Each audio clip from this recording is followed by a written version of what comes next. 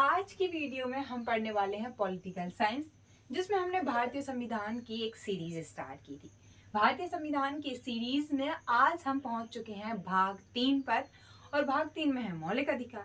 तो मौलिक अधिकारों में हमने परिचय और विशेषताएं पहले देख ली थी, लेकिन आप टेंशन मत लीजिए, मैं आज भी इनको रिकॉल करा दूंगी, तो डोंट वरी।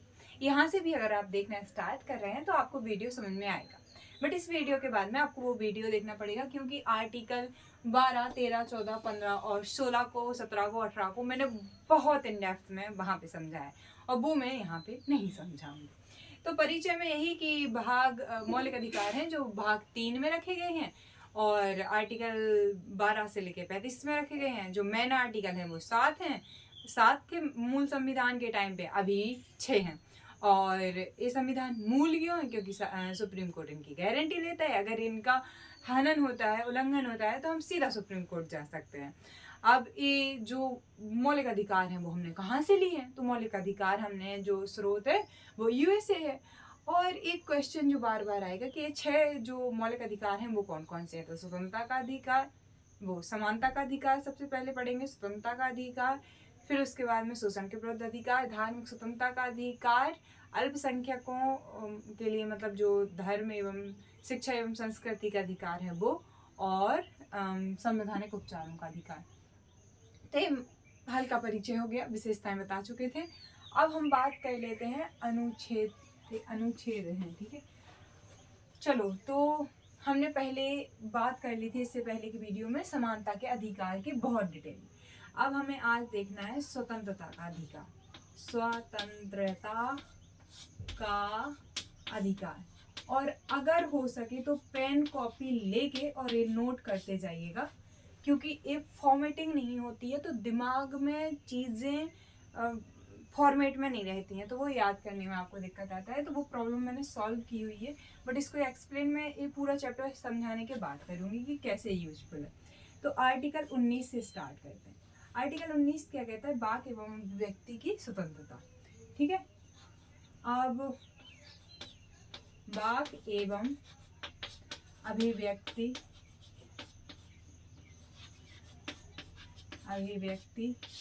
की स्वतंत्रता, ठीक है। अब इसके अंतर्गत हम क्लॉजेस पढ़ेंगे बहुत सारे। तो ये 19 ए है, उसका ही मतलब कि सब पार्ट ए है। 19 ए का एक वो है, ठीक है। तो इसमें है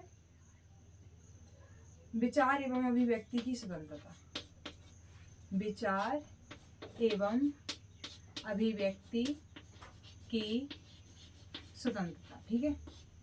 अब यहीं पे इसका अपवाद भी है। अब इसमें हर तरीके की स्वतंत्रता आएगी, आदमी की फ़ोन पे अपनी मतलब कि इंटरनेट के ज़रिए अपने विचारों की अभिव्यक्ति करने की स्वतंत्रता, मीडिया के थ्रू अपनी बात रखने की स्वतंत्रता, और अपना फ़ोन ट्रैप ना होने देने का स्वतंत्रता, और ऐसे बहुत सारी स्वतंत्रताएं इसमें शामिल हो जाएंगी। आप जब भी ऐसा कुछ सेंटेंस देखेंगे तो आपको ऑटोमेटिकली समझ में आ जाएगा। तो विचार एवं अभिव्यक्ति की स्वतंत्रता की हम बात कर रहे हैं, और ये जो है इसका 19(2) में इसके प्रतिबंध बताए गए हैं कि ये कहाँ कहाँ लागू नहीं होगा। तो एक संविधान संशोधन हुआ था, उससे जोड़ा गया था। और कुछ देखो, राष्ट्र की संप्रभुता, एकता, अखंडता भी जोड़ लेना है, ठीक है। नैतिकता,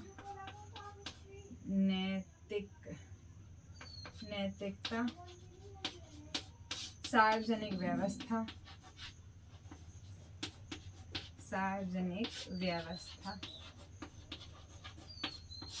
ठीक है।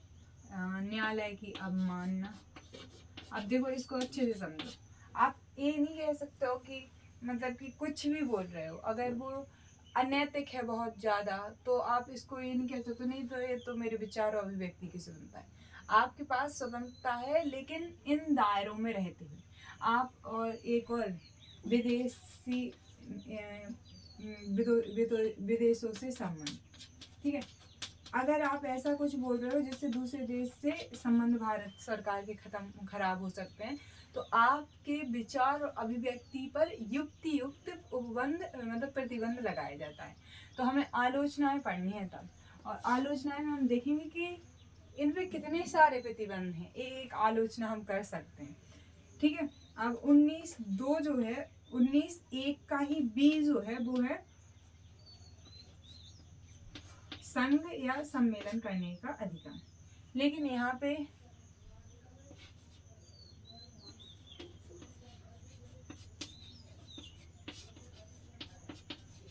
पे भी इसी आधार पे, किस आधार पे, एक तो राष्ट्रीय संप्रभुता एकता अखंडता के आधार पे, इसके आधार पे, दूसरा सार्वजनिक व्यवस्था के आधार पे, ठीक है, और तीसरा नैतिकता के आधार पे युक्तियुक्त प्रतिबंध लगाया जा सकता है।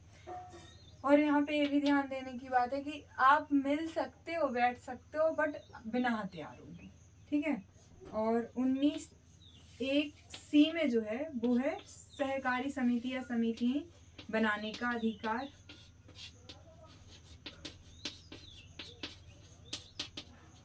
और इसमें भी सेम यही है कि राज्य की एकता अखंडता संप्रभुता सार्वजनिक व्यवस्था और क्या कहते हैं नैतिकता, इन आधारों पर प्रतिबंध लगाए जा सकते हैं। अब फिर आते हैं 19(a)(d) पर, जो कहता है कि अबाध संचरण, यानी कि पूरे देश में तुम कहीं पे भी आ जा सकते हो, पूरे भारत देश में कहीं पे भी आओ, कहीं से भी जाओ, कोई प्रॉब्लम नहीं। तो फिर प्रॉब्लम कहाँ पे? प्रॉब्लम नहीं है, कहीं पे भी प्रॉब्लम नहीं है। लेकिन अगर सोचो ये लोग SC/ST हैं जो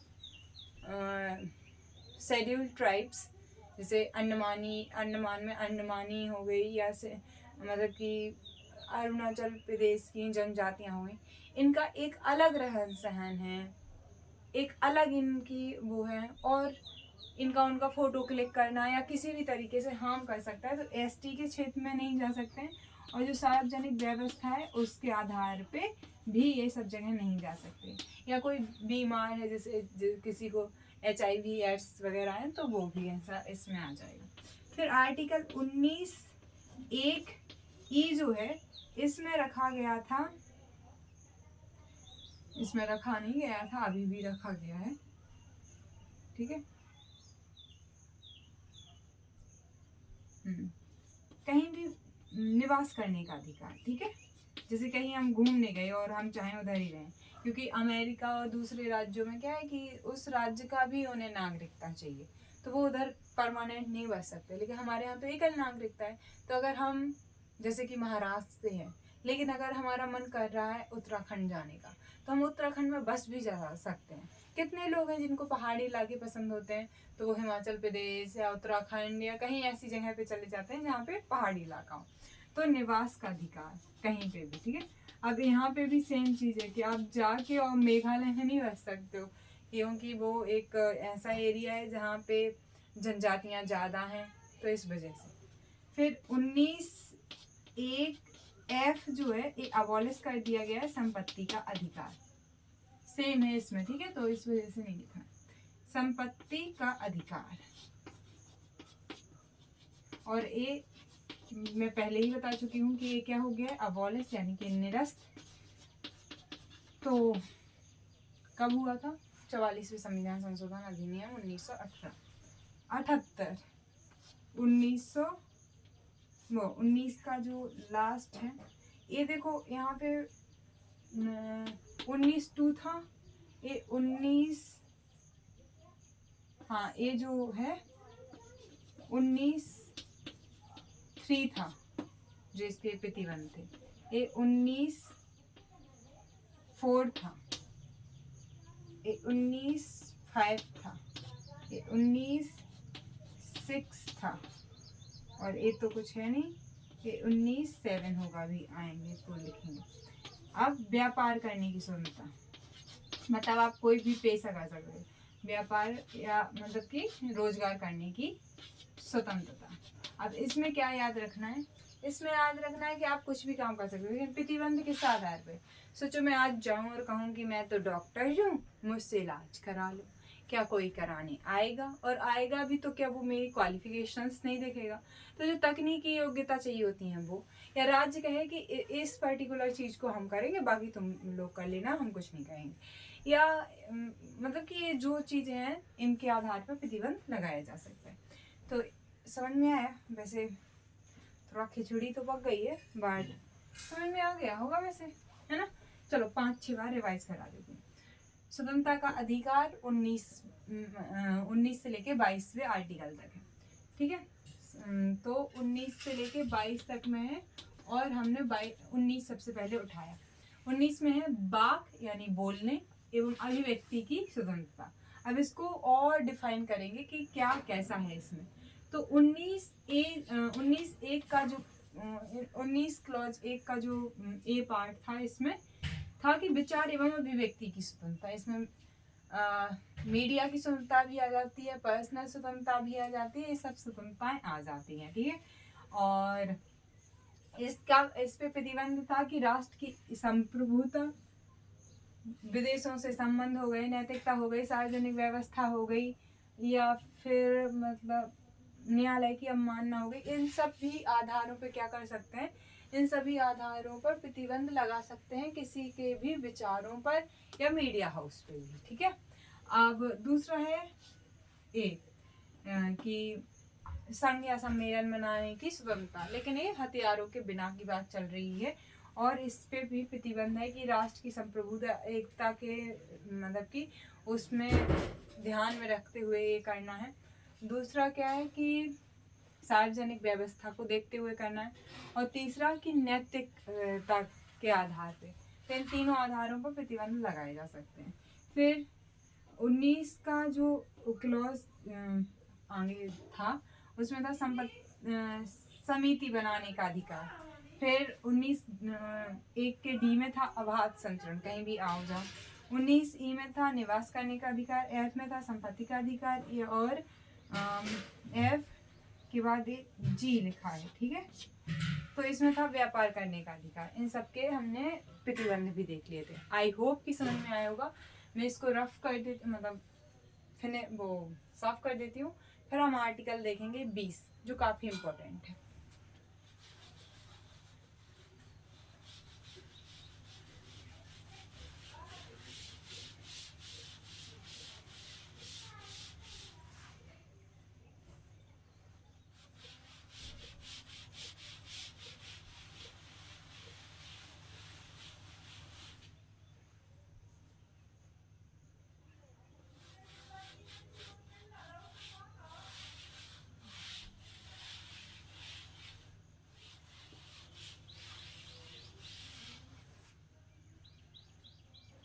पानी पी लो।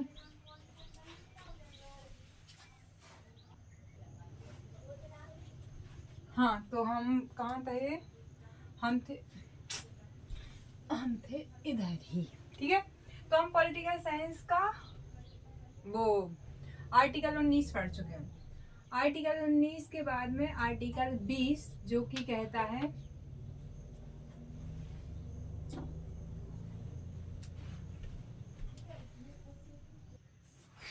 मेरे सिर में थोड़ा सा अजीब लगा था।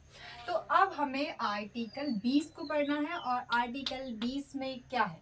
आर्टिकल 20 में है कि गिरफ्तारी, और एग्जैक्टली पहले हम उसके वो समझ लेते हैं, उसका जो नाम है वो देख लेंगे, ठीक है? तो यहाँ पे 3 क्लॉज पढ़ना है। 20(1) क्या कहता है?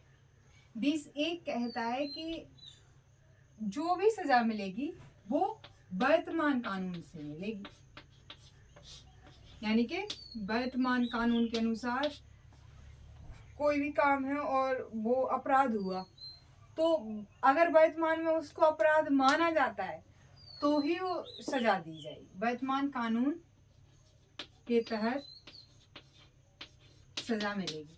अब मतलब वर्ड्स अलग हो सकते हैं, बट भावना और उसका अर्थ है ये, ठीक है? और वही समझाने के लिए हूँ, क्योंकि उतने जटिल शब्दों से तो आपका कुछ नहीं होगा। यहाँ पे अपवाद क्या है? ये बात चल रही है आपराधिक मामलों के, यानी कि फौजदारी मामलों की, ठीक है, फौजदारी मामलों में ये लागू होगा, लेकिन दीवानी मामलों में ये लागू नहीं होगा, ठीक है। और 20(2) जो है वो क्या कहता है, तो 20(2) कहता है कि 20(2) कहता है कि जो भी व्यक्ति है स्वयं के प्रति वो करने के लिए नहीं रोका जाएगा, ठीक है। यहाँ पे एग्जैक्टली मुझे याद नहीं कि कौन सा है, बट ये तीनों ही चीजें हैं, तो ये याद रख लेना। मैंने क्लॉज 1, 2, 3 ऐसा क्रम से मुझे याद नहीं है, तो ये ध्यान दे लेना, क्योंकि वो क्रम से पूछा भी आज तक नहीं गया है। जैसे कि 19 की क्लॉज है तो वो डायरेक्टली पूछे जाते हैं कि 19D जो है वो किस, मतलब कि उसमें क्या है, तो उसमें अबाध संचरण है, या F है तो वो अबॉलिश हो गया, वैसे इधर नहीं पूछा गया। तो ये है कि स्वयं के विरुद्ध गवाही के लिए, स्वयं के विरुद्ध गवाही मान्य नहीं है, ठीक है। अपने खिलाफ गवाही कोई देगा कि नहीं मैंने ही खून किया है, मैंने ही किया है, मैंने ही वो किया है, तो वो नहीं है, मतलब नहीं चलता है। हाँ, यहाँ पे दो चीजें, पुलिस वालों के सामने तो आप कुछ भी कह दो, आपको लेने आए और वो कहे कि वो तुम्हें बहुत मार रहे हैं कि कहो कि हाँ तुमने ऐसा किया है, वो वीडियो भी रिकॉर्ड कर रहे हैं, तो आपको लग रहा है कि अगर मैंने इधर उगल दिया तो मतलब यहाँ बोल दिया कि हाँ मैंने ये गुनाह किया है, तो वो परमानेंट हो जाएगा। नहीं, जो हम जज के सामने बोलते हैं उसको बस मान्यता दी जाती है, इसको मान्यता नहीं जाती। पुलिस के सामने कुछ भी बोलो उसको तो मान्यता नहीं दी जाती, लेकिन स्वयं के खिलाफ गवाही को वो नहीं माना जाता है।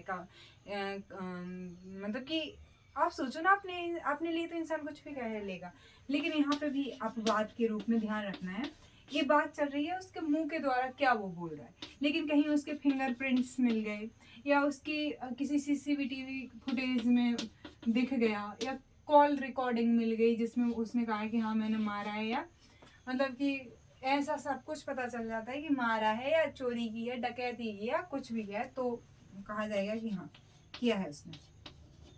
तीसरा है कि जो व्यक्ति है उसको एक गलती की या एक अपराध की एक ही बार सजा मिलेगी, एक अपराध की या एक गलती की एक ही बार सजा मिलेगी। अब इसका क्या मतलब होता है, मतलब मान लो कि किसी ने चोरी की थी, ठीक है, अब उसने चोरी तो कर ली, तो अब उसको एक बार सजा भी मिल गई, तो क्या नेक्स्ट टाइम किसी के यहाँ चोरी होगी, या मतलब कि नेक्स्ट उसको फिर से क्या उसी के लिए सजा दी जाएगी? नहीं, फिर उसको दूसरी गलती के लिए सजा दी जाएगी। और यहाँ पे ध्यान रखने वाली बात है, ये फौजदारी मामलों की बात है, ठीक है। मतलब कि ये विधायी प्रक्रिया की बात है, लेकिन जो मतलब कि प्रक्रिया होती है ना कि पूछने की, अगर चोरी हुई है तो जो पुराने सारे चोर हैं उनको बुलाना तो पड़ेगा ही, उनकी इंक्वायरी भी करनी पड़ेगी, क्या तुम कहाँ थे, तुम कैसे थे, तो ये विधायी तरीके से, एक तरीके से वो है, फौजदारी नहीं विधायी, कि तुम्हें उधर जाके और वो मतलब कि तुम्हें फिर से अदालत जाके सजा नहीं दी जाएगी, लेकिन अगर तुमने कुछ किया था तो तुम्हें प्रशासनिक पूछताछ के लिए तो बुलाया जा सकता है, ताकि सही मुजरिम तक पहुंच सके। तो ये चीज थी।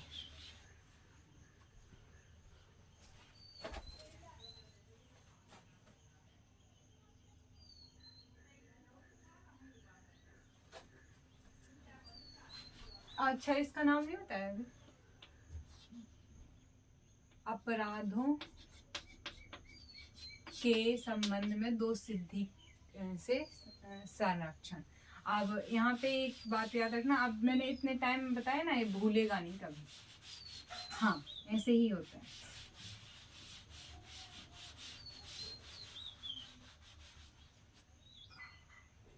अपराधों के दो सिद्धि से संरक्षण, तो बताओ क्या था ये? मैंने वीडियो ऑन किया कि ऑफ ही है वीडियो? नहीं ऑन है। पानी पी सकते हैं, सडनली मैं पानी पी के आई थी और मैं खड़ी हो गई थी शायद, सो तभी ऐसा है।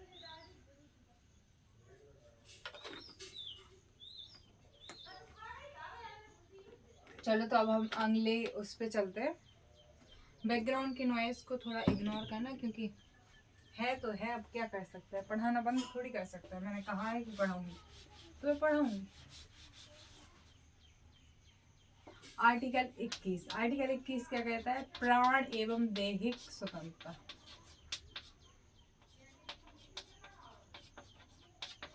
अब ये क्या कहता है ये समझ लेते हैं। तो आर्टिकल 21 जो कहता है, तो वो कहता है कि राज्य जो है वो विधि द्वारा स्थापित प्रक्रिया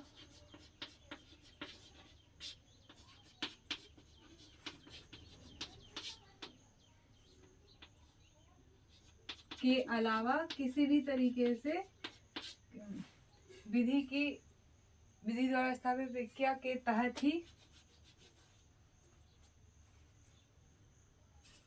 प्राण एवं दैहिक स्वतंत्रता से वंचित किया जाए। दैहिक स्वतंत्रता से वंचित किया जा सकता है। यानी कि मान लो किसी ने रेपिस्ट ने रेप किया तो क्या करेंगे? उसके प्राण तो छीन लिए जाएंगे। तो वो किसके आधार पे? क्योंकि ऐसा एक विधि ने कहा है। लेकिन अगर और कोई चीज होती है तो नहीं, जान लेने का ऐसा प्रावधान तो नहीं है, तो उसमें जान यानी कि मृत्युदंड नहीं देंगे। ठीक है, इसमें कुछ हाँ, एक 1950 का केस था, गोपालक या कोई केस था, उसमें कहा गया कि ये जो बात की जा रही है कार्यकारी मनमानी के विरुद्ध है ये स्वतंत्रता, विधायी प्रक्रिया के नहीं। फिर मेनका गांधी 1978 में इसको वो करती हैं, तो फिर कहा जाता है कि विधायी प्रक्रिया को भी वो किया जाता है। और इस आधार पे हम जो विधि द्वारा स्थापित प्रक्रिया, ये सारे टर्म्स लास्ट की वीडियो देख लेना, तो उसमें जो भी ये टर्म्स रहेंगे उनको एक बार और अच्छे से मैं समझा दूंगी। तो देखो 3 तरह की इससे वो होती है। एक होती है विधि द्वारा स्थापित प्रक्रिया, यानी कि विधि पहले से स्थापित है तो अब उसको जज नहीं करेंगे, है मतलब है। और एक होता है कि विधि को भी हम चेक करेंगे कि क्या वो कानून भी सही है जो यूज किया जा रहा है, तो वो होता है। ठीक है, और एक तो होता है कि विधि, एक होता है राजा का शासन। ठीक है, तो 3 तरीके से हम वो कर सकते हैं। ठीक है, due process of law, law establish by law, और थर्ड हो गया राजा का शासन। अजीब ही लगता है ना, क्या पहले के टाइम पे था कि राजा ने कह दिया तो मार दो। आज के बच्चों को समझ में नहीं आएगी, लेकिन पहले ऐसे ही होता था। तो 1978 में था, 1978 में सुप्रीम कोर्ट ने मेनका गांधी केस में कहा कि विधायी प्रक्रिया मतलब कि कार्यकारी तो है ही, साथ में विधायी प्रक्रिया से भी है। और साथ में ये भी कहा कि हम विधि भी चेक कर सकते हैं, अगर तुम्हारी कभी विधि खराब हुई, यानी कि कानून ही वैसा नहीं है, तो एक प्रोग्रेसिव कदम के साथ बढ़ा था तब सुप्रीम कोर्ट। और यहाँ पे कहा गया कि केवल शरीर को सुरक्षित नहीं देना है, उसको मानसिक स्वतंत्रता और उसको एक खुशहाल जिंदगी के लिए भी ये चीजें करनी है। फिर इसमें बहुत सारी और चीजें आई, जैसे निजता का अधिकार है, पुट्टू स्वामी केस में आया 2018 में। इससे अपने पसंद के इंसान से शादी करने का अधिकार हो गया, एक स्वच्छ वातावरण में रहने का अधिकार हो गया, सोने का अधिकार हो गया। ऐसे बहुत सारे आम जिंदगी के अधिकार इसमें रखे गए हैं। ठीक है, तो आई होप कि समझ में आ गया होगा। आगे चलते हैं।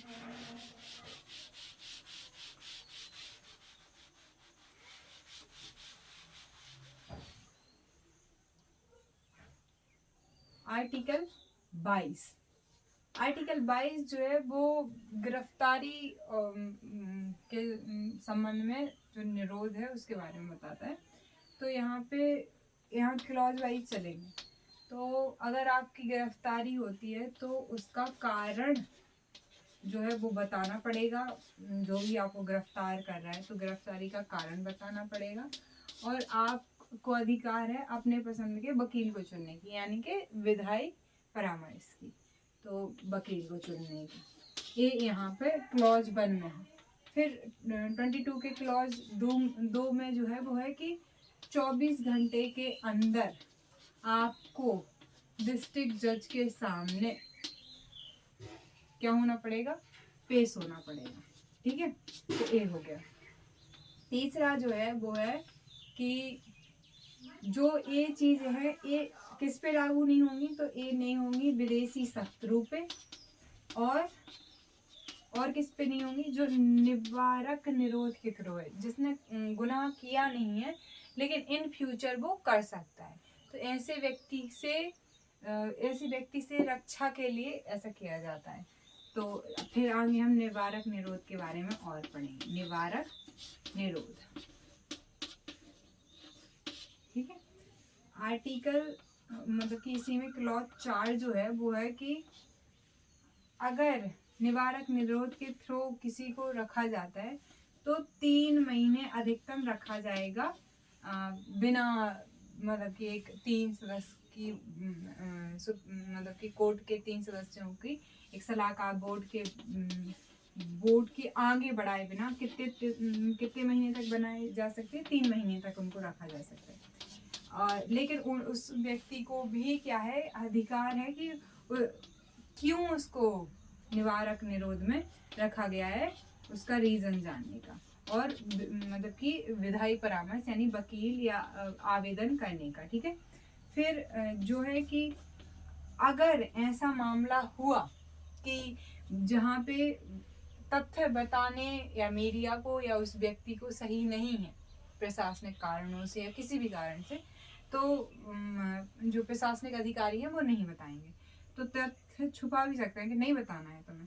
और जो 7 है क्लॉज इसमें, वो कहता है कि इसमें संसद और राज्य दोनों ही कानून बना सकते हैं। इसमें संसद ने कानून बनाए भी हैं। तो हमने हिरासत समझी। हिरासत 2 तरह की होती है, एक दंड विषयक हिरासत और एक होती है निवारक हिरासत। दंड विषयक हिरासत में क्या होता है, दंड विषयक उसमें कि आप पे मुकदमा चला, आप कोर्ट गए, पूरी प्रोसेस हुई, उसके बाद में आप पे ये कह दिया गया कि हाँ तुम हो, तुमने अपराध किया, ये सिद्ध हो गया है, तो दोष सिद्धि संबंधी जो होता है वो दंड विषयक हिरासत कहलाती है। लेकिन एक व्यक्ति है जिसने किया नहीं है अभी तक, लेकिन आशा है कि आने वाली 15 तारीख को, 5 तारीख को, किसी भी टाइम पे उसकी वजह से हिंसा भड़क सकती है, कुछ भी, तो उसको कैद कर लिया जाएगा और 3 महीने तक में रखा जा सकता है, इसे बिना सलाहकार बोर्ड के। अगर सलाहकार बोर्ड जिसमें जजेस वगैरह होते हैं उन्होंने कह दिया हाँ, तो फर्दर उसको आगे बढ़ाया जा सकता है। 1978 में कहा गया कि ये जो 3 महीने का टाइम है ये 2 महीने में रहते हैं, बट आज तक ऐसा हुआ नहीं है, तो आगे होगा शायद। तो आर्टिकल सारे बता दिए स्वतंत्रता के अधिकार के। तो चलो एक बार रिकॉल कर लेते हैं फास्ट।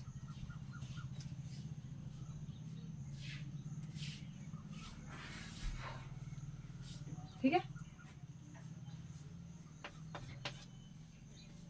सबसे पहला कौन सा था, आर्टिकल 19।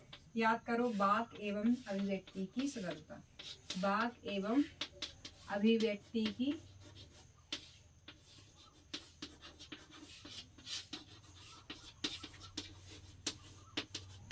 स्वतंत्रता।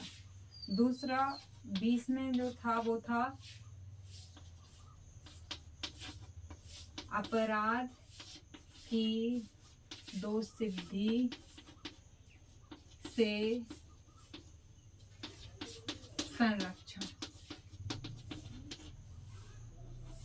फिर जो 21 था उसमें था प्राण एवं दैहिक स्वतंत्रता, प्राण एवं दैहिक स्वतंत्रता।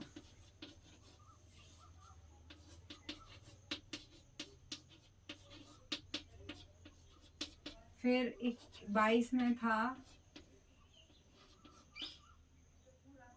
निवारक और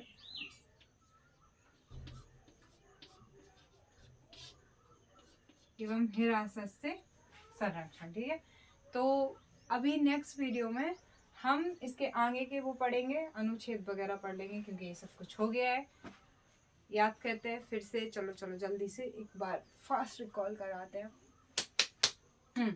तो आंखें क्लोज करो और मुझे जैसे ही मैं पूछूं तो बताते जाना। परीक्षा में मुझे बताओ कि संविधान के किस भाग में फंडामेंटल राइट्स यानी मौलिक अधिकारों की चर्चा की गई है। जल्दी से आंसर करो। अब बताओ कि ये कहाँ से लिया गया है, स्रोत क्या है फंडामेंटल राइट्स के। गुड बन। अब तुम्हें बताना है कि इनको अगर मूल कहा जाता है मौलिक संविधानों को, तो मूल क्यों है। अब बताना है कि जो अब विशेषता बतानी है कि क्या ये वाद्य योग्य है या नहीं है। अब बताओ कि कितने अधिकार हैं, उनके नाम बताओ, उनके सामने के आर्टिकल्स बताओ। ये किसके लिए है, नागरिकों के लिए हैं और या सभी के लिए है। इनकी प्रकृति कैसी है, सकारात्मक है नकारात्मक है, ये सीमित हैं या नहीं है, सीमित हैं तो किस किस चीज़ से सीमित हैं, संशोधन हो सकता है, अगर हो सकता है तो कब कब हुआ है, 2-4 के एग्जाम्पल्स दे दो। ठीक है, अब इसके बाद में अनुच्छेद पे चलते हैं और मौलिक अधिकारों पे। तो समानता का जो अधिकार है वो कहाँ से कहाँ तक रखा गया है। और अब एक एक करके आर्टिकल 12 में क्या है, राज्य की परिभाषा में क्या न्यायालय को भी राज्य में इंक्लूड किया जाता है, यस और नो में आंसर करना है। आर्टिकल 13 में असंगत विधियों की जो बात की गई है, तो उनमें जो विधियां हैं वो कौन सी विधियां होती हैं, कि केवल संसद की होती हैं या विधानमंडल की भी होती हैं। ठीक है, अब बताओ कि आर्टिकल 14 में जो है वो विधि के समक्ष समता, विधि के समान संरक्षण है। तो ये दोनों अलग अलग टर्म जो है, विधि के समक्ष समता और विधि के समान संरक्षण, ये कौन सा कहाँ से लिया गया है। ओके, इसके बाद बताओ आर्टिकल 15 में धर्म, जाति, लिंग, जन्म स्थान, मूल वंश इनके आधार पर विभेद का निषेध है।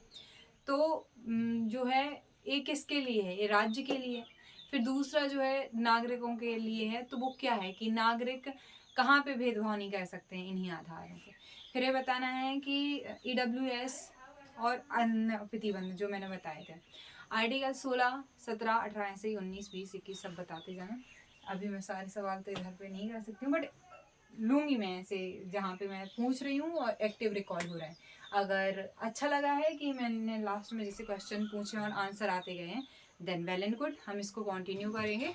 बट अगर पसंद नहीं आया तो हमसे पढ़ा के निकल जाएंगे, हमारा क्या ही सर।